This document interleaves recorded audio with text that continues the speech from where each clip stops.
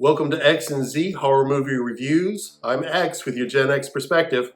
I'm Gen Z with your Gen Z perspective. And tonight we're reviewing 2024's Salem's Lot. We're also going to compare it to 1979's Salem's Lot. So, double blast. A vampire that moves to America. So this is written by Stephen King and it's his version of Dracula. The story revolves around a character named Ben Mears, who is a writer returning to a town where he was traumatized as a child growing up. He meets his sweet lady love, Susan Norton, and they're also going to befriend a young child. Well, the age varies in the versions, but a character named Mark Petrie. There are a lot of other characters in this story, but those are your three mains, and those are your vampire fighters. Starting with 2024. It was just released, and a lot of people have been looking forward to this film for a long time. It got delayed, postponed, it was supposed to come out in the theaters, finally it wound up on Max. And after all that build-up, I have to say, as a big fan of 1979's version, I was a bit disappointed. I found this to be a mediocre film, not a lot going for it, but okay, if you're just sitting around one afternoon and you are flipping channels, you find a movie, it's all right. Gen Z, what did you think?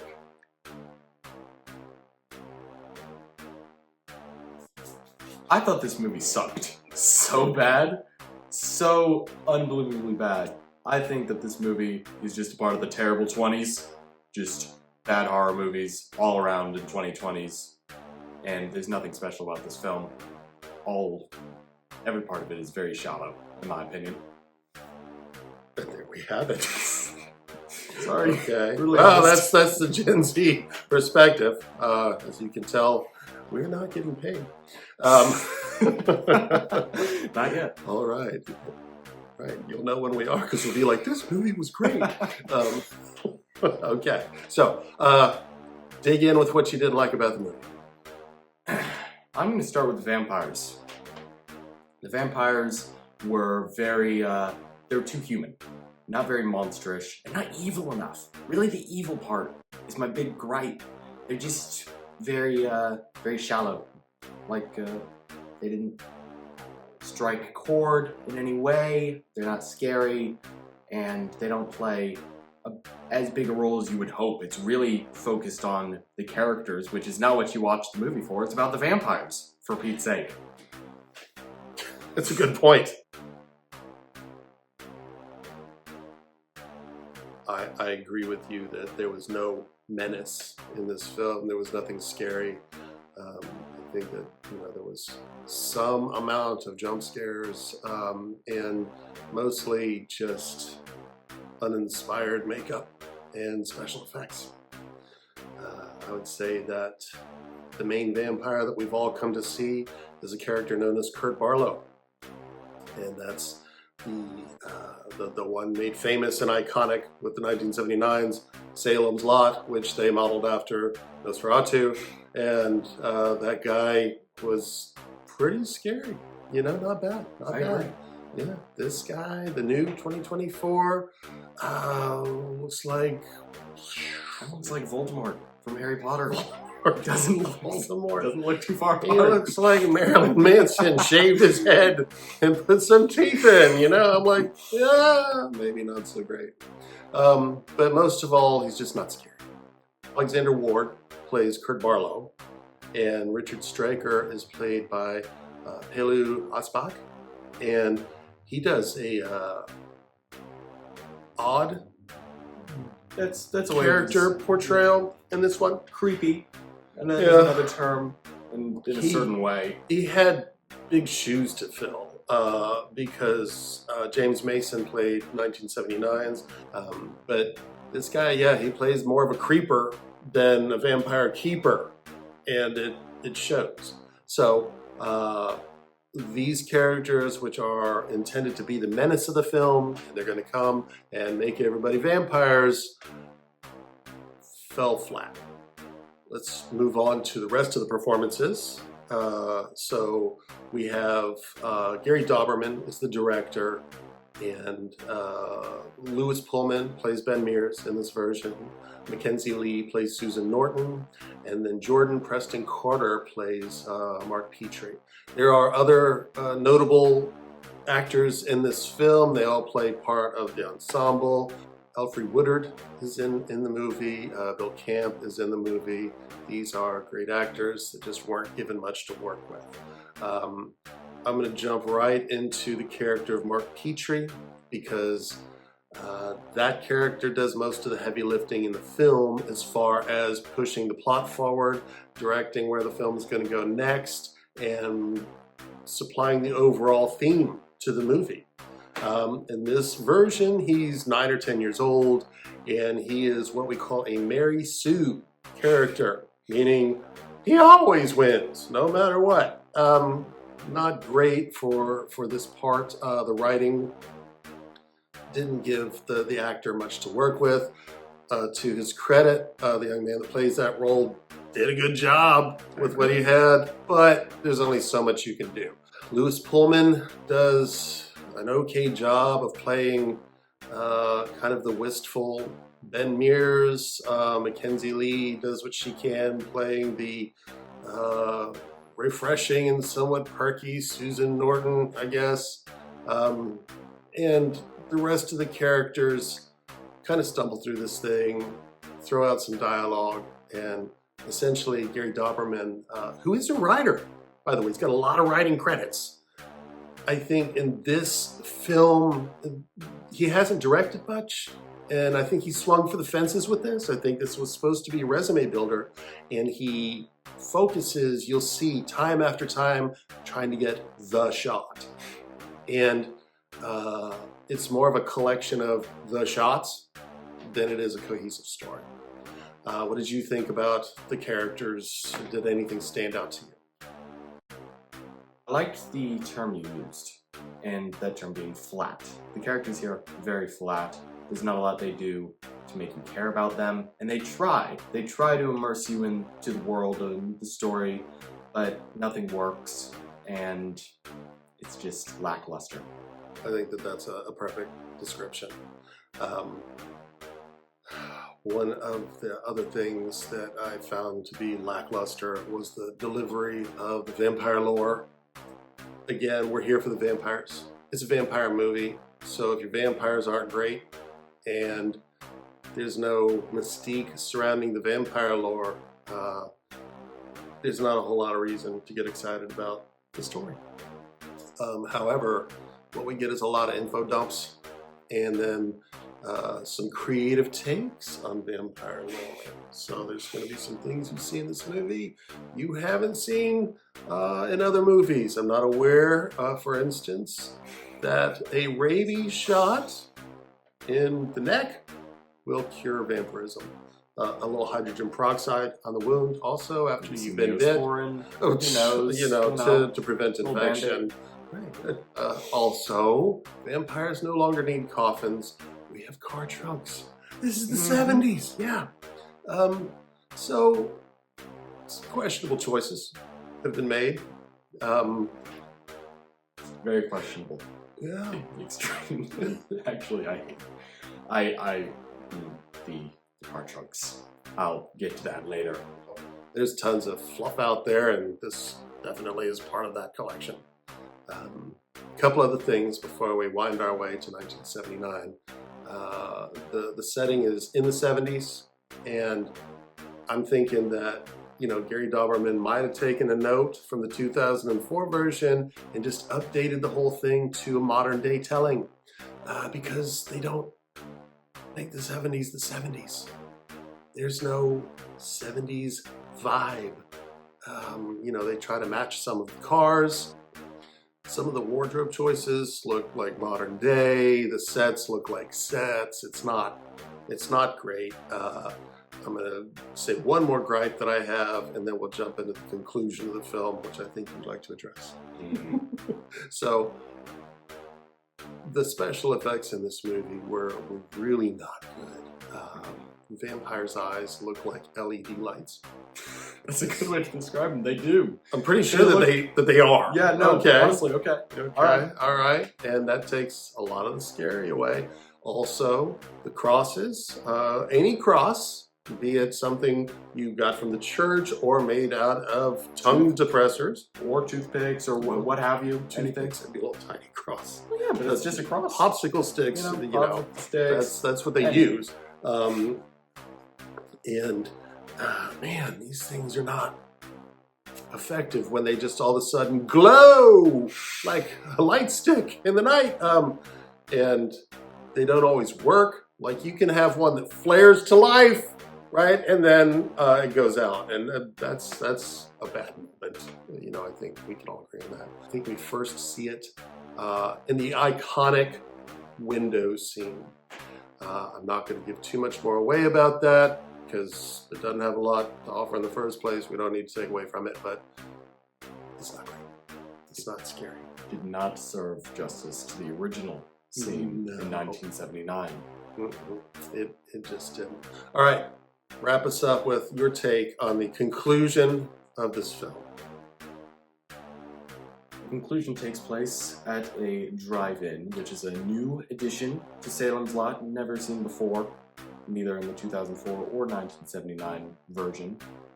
And it is extremely, and this is a trend at this point, lackluster. Overall, the whole theme that they sleep in the car trunks is so, I don't even know how to describe it, so bad. It's just, it doesn't make sense. I'm like, why? You have coffins, that's good. The ending, it's just a big, flashy fight scene. You kind of feel like you're watching an action film when you're supposed to be watching a vampire film, but no, instead, it's a bunch of vampires kind of jumping at each other, and they have a really drawn-out scene where the sun is coming to get the vampires, but it's rising really slowly, and it just doesn't build any suspense at all. It's a big departure from the original story and the other movies and series that have been made. So I should have mentioned that there is a house that plays a major role in this story, the Marston house. In every other version of this story, it pretty much wraps up with our group of vampire hunters going in and killing vampires in the house and ultimately burning the house down. But taking all of that to the drive-in,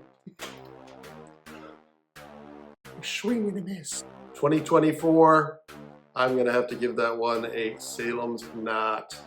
I'm gonna have to agree on you with that. Instead of a drive-in, I'm gonna have to drive out. Ooh. Personally, yeah, okay. Fine. So, all right, we're gonna jump over to 1979, and this one is worth watching. This is the movie that was shown as a miniseries and scared half of the world with the iconic window scene, the crazy Kurt Barlow vampire, and then also just the vibe, the pace, and the idea of bringing menace to the film. Right away, I'm going to tell you that there are a lot more shots at night. Okay? Big plus for a vampire film. Wow, don't do half of your scenes during the day. Would have fun.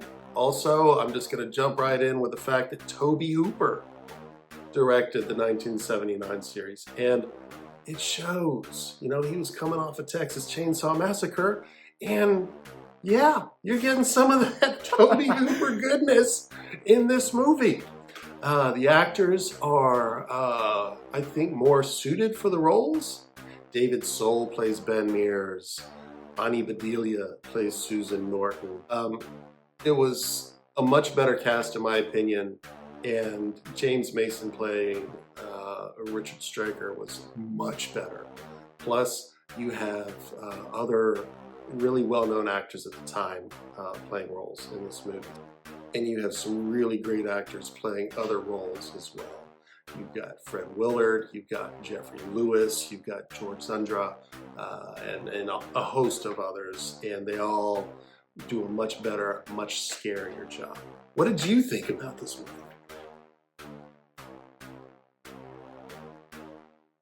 This movie was a lot scarier than the 2024 version.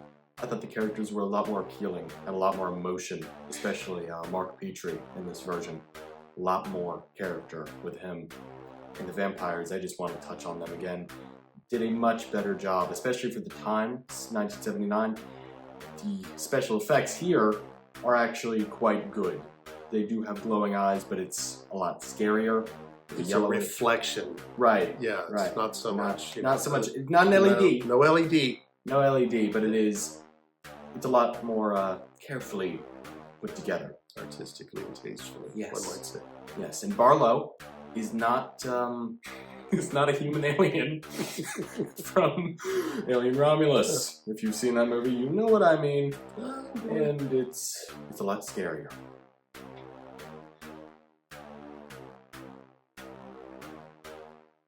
I'll just touch on some of the iconic scenes. The window scene. Yeah. And everybody's probably watched this movie. Well, I say that. Maybe you haven't. And this is definitely the version you want to see. Also, the 70s vibe. It's done in the 70s. It doesn't miss out on that, so it makes sense that would be happening back then. So again, the plot, you have a vampire and his human servant moving to a small town in America, and they open up an antique store, right? That's not happening in 2024. And it all just comes together to add to the menace of the thing. And that's important when you're trying to scare people. And vampires are supposed to be scary. So, you know, it just, as a movie, as a film, and it was done as a series, but that's fine. It's 3 hours long. It has enough time to build some tension. It has enough time to give a little bit more to the characters, and it was worth it. It just works better, and especially for me. This is a very iconic film for Gen X. The Marston House is there in all of its glory. They do a great job with that, and you believe all the character motivations. That's what I think. I agree. One thing I want to touch on is the two-part, or the mini-series you called it. Yeah. Of course I wasn't there, and neither was the entirety of Gen Z. You would never know. But this was actually a two-part film. It was an hour and a half on one night, and then a week later, or however long, it was shown again. And that's just not seen today. It was the first half and the second half. Right. And this was on network television, so everyone could watch it. Right, but now you have all these streaming apps. You just watch in one sitting. So we're gonna have to wrap this up, and I'm just gonna say, 2024. If you aren't gonna see it, you ain't missing nothing. 1979. If you need a vampire movie, Salem's Lot 1979 is the way to go. That's my Gen X call right there. I'm gonna have to agree with Gen X on this one. For me, it is entertaining. It drags at parts. It is 3 hours long. There's a lot of, I don't want to call it fluff, but there's a lot of forgettable moments. A lot of the parts without the vampires don't make me feel very intrigued. Yeah. So a lot of the film I didn't find all that inspiring, but they did an excellent job with the vampire theme and the setting in general. So I'm gonna have to agree with you. This was a good vampire film, and if you're looking for a good vampire movie, this is it. This is the movie. Yeah, definitely. All right, that's gonna wrap us up. We are, of course, counting down to Nosferatu. So we're gonna switch back over to another David Eggers film for our next review. Stay tuned. And until then, thank you for watching XANDZ. So you have David Soul. Did I just do that? You did. You Damn. scratched your eyebrow for like 5 seconds. That doesn't matter. You would have had to stop anyway. Yeah, all right. All right, let me get this like. Okay. Some of the wardrobe choices, it's a hard word for me. You live and you learn. Thank you for visiting dictionary.com. Okay, pick it up. Why do we have a white spot? Down at the bottom. The bottom. What is the white circle? That's for if you want to take a picture. Oh, okay, whatever. It's weird. All right, let's begin. Welcome to XANDZ Horror Movie Reviews. I'm Gen X. She's drinking water. Okay, it's okay. Okay. I don't know what she's doing. She's eating the food. Okay, that's fine. Good. Okay. Alfred Woodward. She needs to change her name to Woodward because I can never say it. It's Woodard. Okay. And in every other iteration, or just iteration,